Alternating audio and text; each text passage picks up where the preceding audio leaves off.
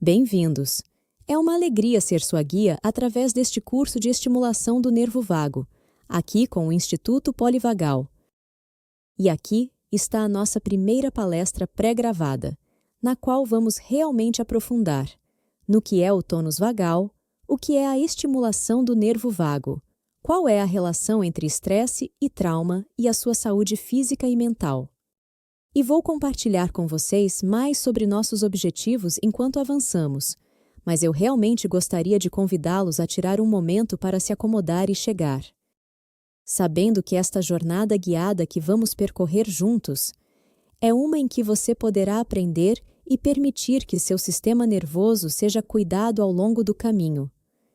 E também ser capaz de aprender as ferramentas para compartilhar com os outros. Mas tudo sempre começa conosco. Sempre começa com a nossa própria autorregulação do nosso sistema nervoso, porque é isso que nos permite então corregular com os outros. E se de fato você precise, ou todos nós nos beneficiamos da corregulação e de estar no lado receptor, permita-se ser corregulado pelo curso. Que isto seja algo que nutra o seu sistema nervoso também.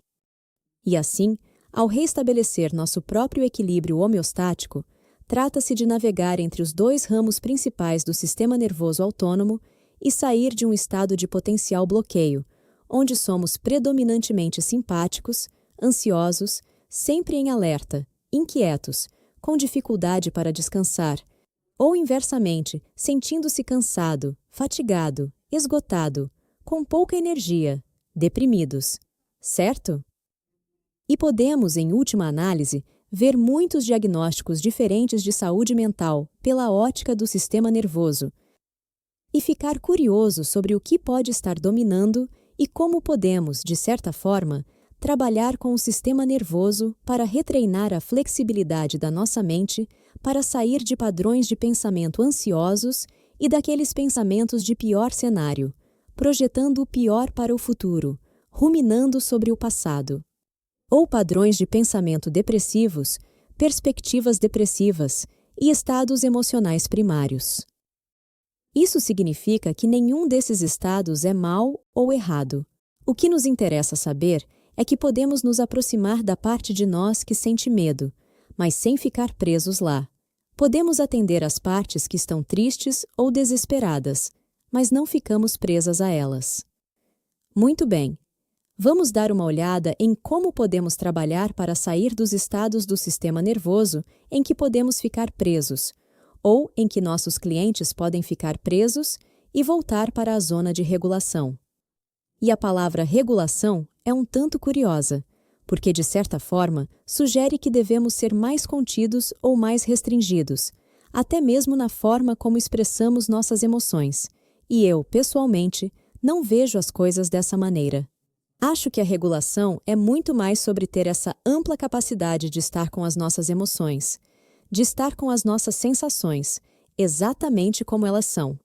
E essa ampla capacidade nos ajuda então a nos sentirmos seguros o suficiente para dar atenção às nossas emoções, especialmente se elas parecerem persistentes, ou, se estivermos nos sentindo mais presos ou mais desligados, a cuidarmos da nossa própria experiência interna com grande sabedoria.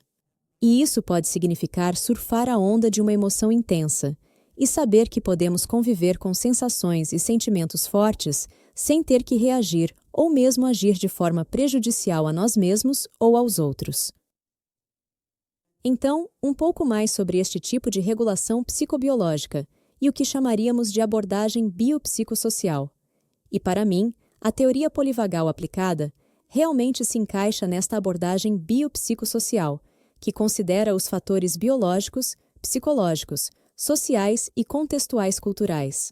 E como todas possuem essas interações complexas, que nos ajudam a compreender nossa saúde, nossas enfermidades, a prestação de cuidados de saúde e nossos sintomas, elas realmente nos oferecem uma compreensão profunda de entendimento.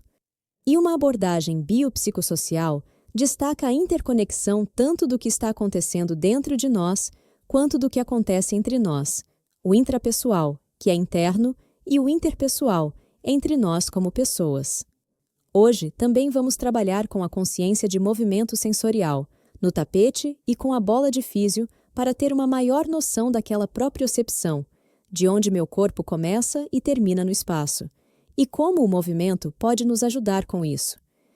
Ao longo de todo este curso sobre estimulação natural do nervo vago, temos falado sobre todas as formas que podemos introduzir a neuromodulação ou a mudança no sistema nervoso, através da automassagem no rosto, nos braços e na lateral do pescoço, ou com a respiração e os movimentos da coluna, sendo elas ferramentas tanto para a modulação quanto para a regulação do sistema nervoso.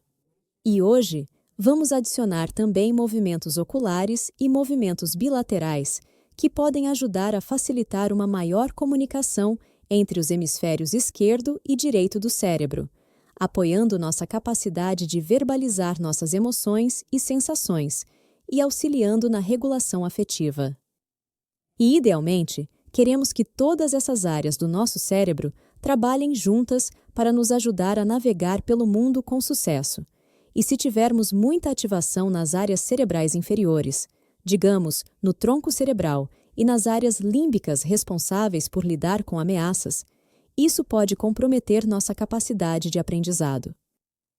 Às vezes, vemos o padrão oposto, em que nosso cérebro, responsável pelo aprendizado, entra em um modo hiperativo, tão hiperativo que conseguimos pensar sobre a vida sem sentir, sem perceber nossos corpos.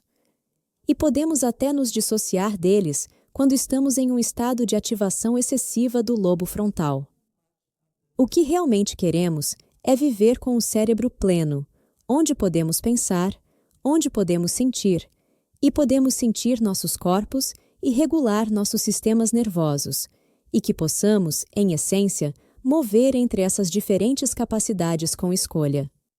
Mas o trauma pode interferir nisso, e este é um slide com muito texto, e está aqui para que vocês tenham algumas referências sobre o porquê de abordarmos hoje um conjunto específico de práticas.